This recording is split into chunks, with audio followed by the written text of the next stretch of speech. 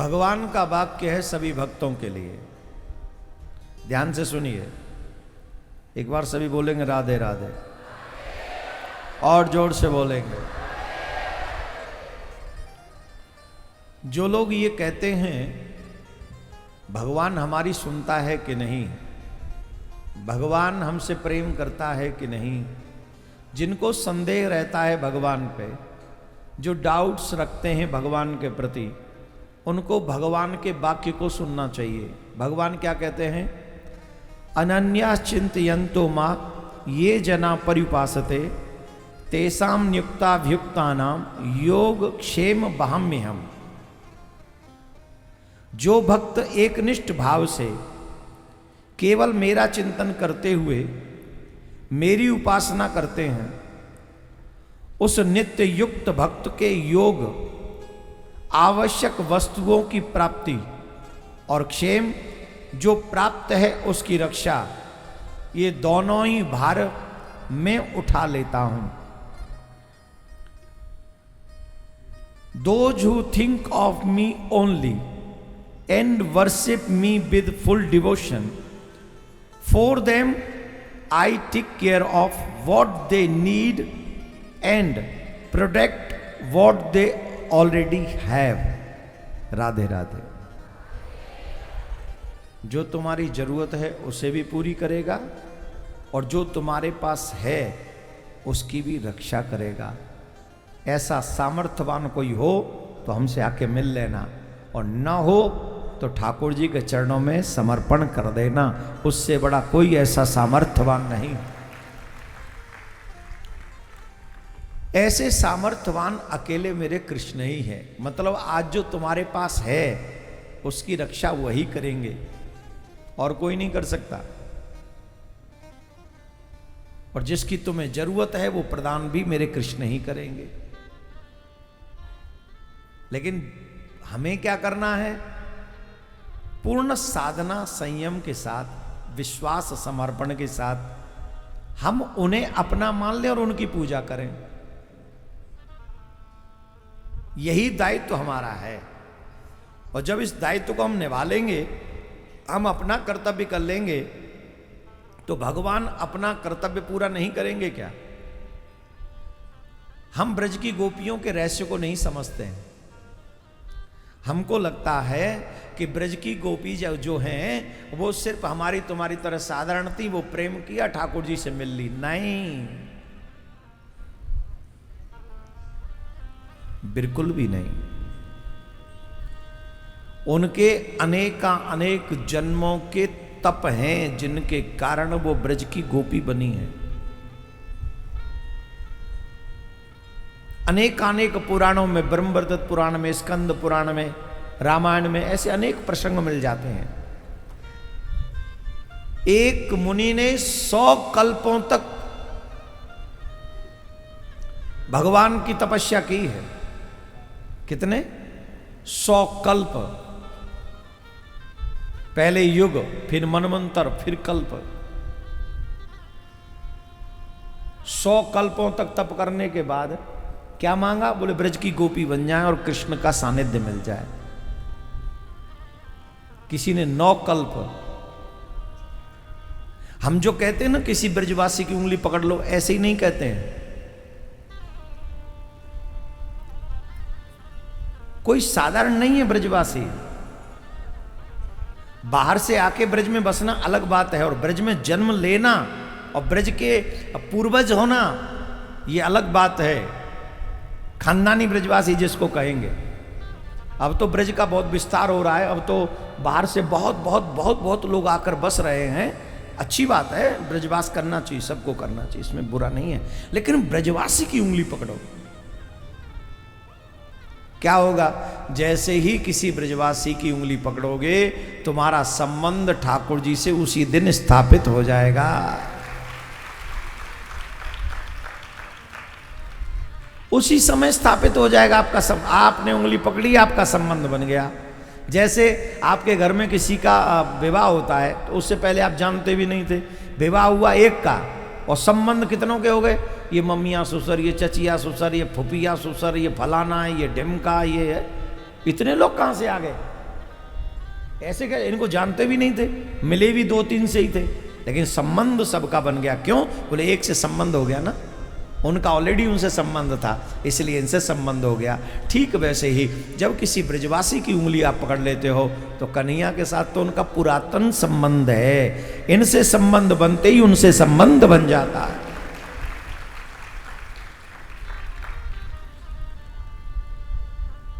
ये साधारण नहीं है ब्रज की गोपी, बिल्कुल भी साधारण नहीं है। और इसी कार्तिक मास में ब्रज की गोपी होने के बावजूद भी उन्होंने साधना की है। आज हमारे सनातनियों में सबसे बड़ी जो प्रॉब्लम हो रही है वो देर से उठने वाली प्रॉब्लम हो रही है। बिस्तर छोड़ने का मन नहीं करता है इन बच्चों का, और बच्चों का छोड़ो अब तो बूढ़ों का भी। एसी चला लिए हैं, कंबल ओढ़ लिए हैं, बाहर सूरज निकल रहा है कि चंदा निकल रहा है पता ही नहीं है। दरवाजे पट बंद हैं, दरवाजे बंद हैं, अंधेरा छाया है, और जब तक शरीर की नस नस टूट न जाए तब तक नहीं देखते कि कितने बज गए। सूर्य उदय के बाद से जितनी देर तक आप सोते रहोगे आप अपने भाग्य को मंद कर रहे हो, आप अपनी अर्निंग को कम कर रहे हो, आप अपने भाग्य को कमजोर कर रहे हो, उसके जिम्मेदार आप हो। ये जो कहते हैं ना हमारा काम होते होते अटक जाता है, तुम्हारा काम होते होते यूं अटक जाता है क्योंकि तू 15 बजे तक बिस्तर में भटक जाता है। तुम भी तो अटके हो बिस्तर में। ऑलवेज उगते हुए सूर्य का दर्शन करो तो तुम्हारा भाग्य उदय होता रहेगा।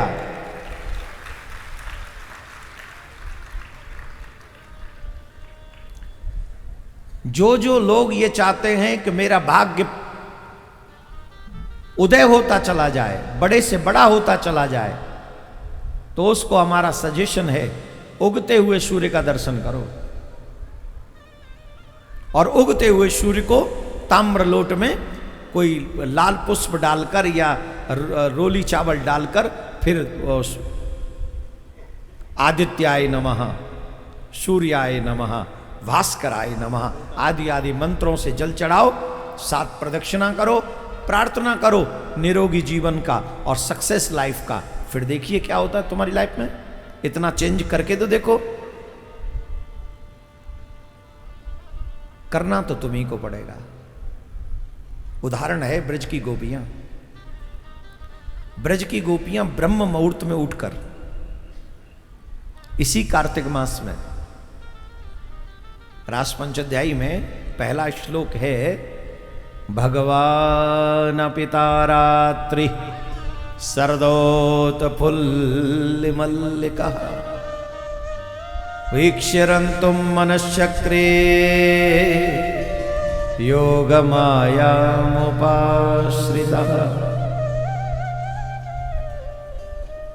भगवान ने अपने अधरों पर धर के बांसुरी वादन किया।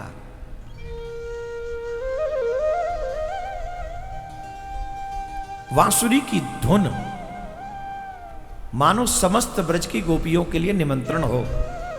और जब सांवरे ने बांसुरी बजाई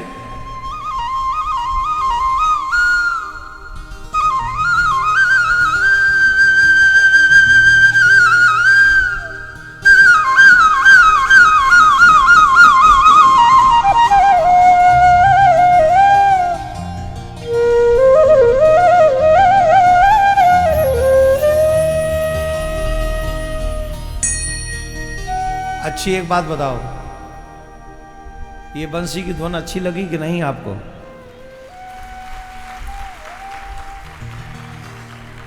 बहुत पैसा खर्चा करना पड़ता है।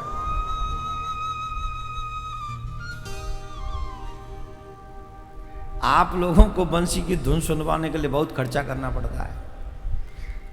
अच्छा, खर्चे बहुत होते हैं, गालियां हम कथावाचकों को ही पड़ती। इतना खर्चा करने की क्या जरूरत है? अरे तुम्हारा भला करे, ये टेंट के नीचे कपड़ा, कपड़े के नीचे टिमटिमाती हुई लाइट, ये भी हम ले जाएंगे। चलो अच्छा बताओ, बांसुरी की धुन अच्छी लगी कि नहीं? अरे ताली मत बजाओ, जो पूछ रहे वो बोलो। अच्छी लगी, मन को शांति मिली। तो ये बांसुरी की धुन तो एक कलाकार ने बजाई जो बांसुरी का अभ्यास किया। उसने जब अपनी कला का प्रदर्शन किया तो आपके मन को थोड़ा अच्छा लगा, मधुर लगा, सुंदर लगा, मन को शांति मिली। हाँ या ना? कल्पना करो जब बंसी वारे ने बंसी बजाई होगी तो कहा भयो होगा। बंसी वारे ने, ये बंसी वारो नहीं, वो बंसी वारो।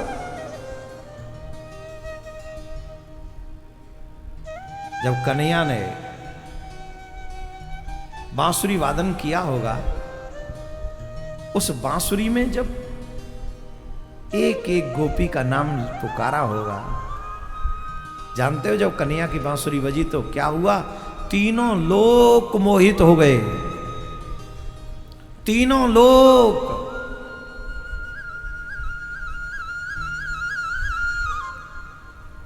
जिसने उस बांसुरी की धुन को सुना वो अपनी सुध-बुध खो बैठा।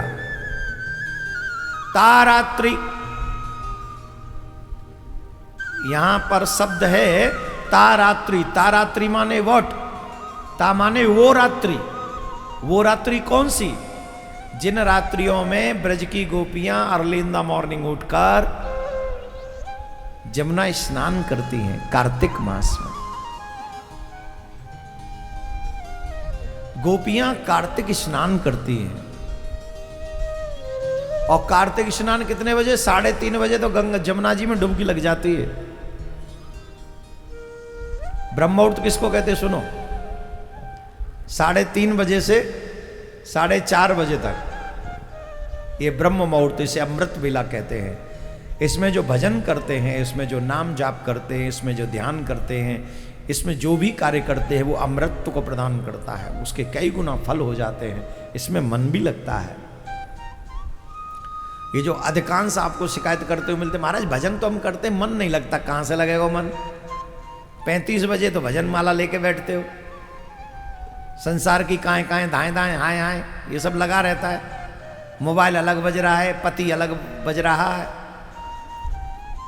गेट अलग बज रहा है, बासन अलग बज रहे हैं। कहां से मन लगेगा? जब पूरी दुनिया शांत हो, जब सारी दुनिया सोती है, तब कोई प्रेमी जगता है। जब सब सो रहे हो तब तुम्हारा ध्यान अपनी प्रियतम में लग रहा हो, ये है उसे पाने की चाह, ये है उससे मिलने की चाह। आजकल तो बहुत लिख लेते हैं दीवाने, कृष्ण दीवाने। और वो दीवानो 12 बजे तक पड़े हुए हो बिस्तर में, उठी रो ना दीवानो। और ठाकुर जी करें बाप रे दीवानो लिख लियो है तो कम से कम मोह तो उठाए दे, मेरी तो आरती कर दे भाई, तू पर्यो रहे मेरी तो आरती कर दे।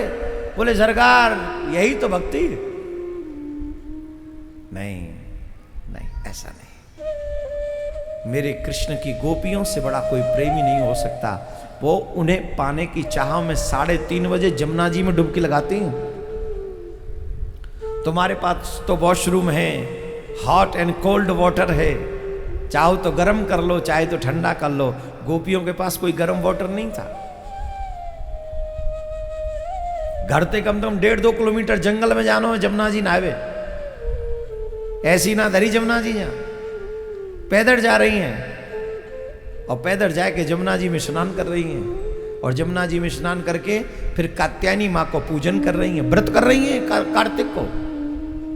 कार्तिक को व्रत कर रही हैं और व्रत करके कात्यायनी माँ को पूजन कर रही हैं। और कात्यायनी मैया से कहा मांग रही हैं? कात्यायनी महामाये महायोगिन नधीश्वरी नंद गोप सुतम देवीं पति में कुरुते नमः। हे माँ, ये नंद कुमार हमें पति के रूप में प्राप्त हो जाए ऐसी कृपा करो। ये नंदलाल हमें पति के रूप में प्राप्त होए। व्रत, नियम, संयम, इससे ही भगवत प्राप्ति होती है। आपको कोई न कोई नियम तो बनाना ही चाहिए, आपको कोई न कोई व्रत तो कृष्ण प्राप्ति के लिए करना ही चाहिए।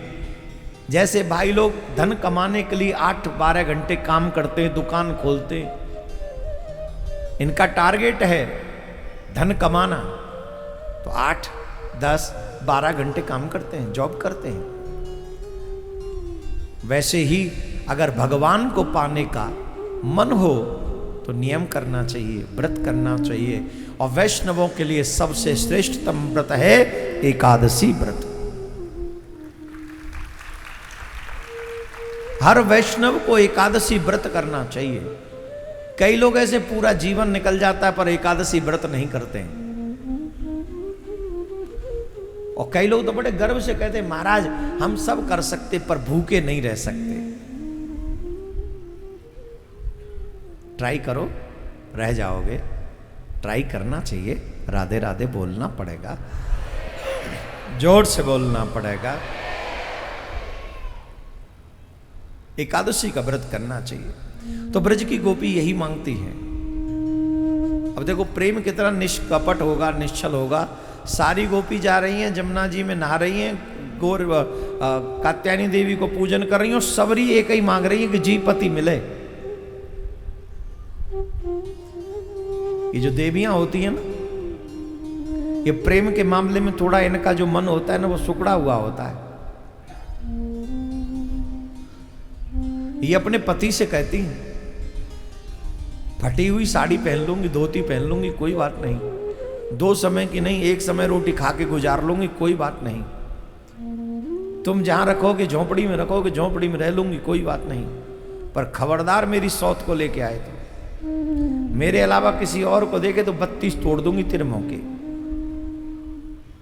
अच्छा वैसे सब चलेगी अपने पति के संग। तो इन देवियों को कभी क्या बोलेंगे उसको, मतलब पति किसी और को देखे ये ठीक नहीं,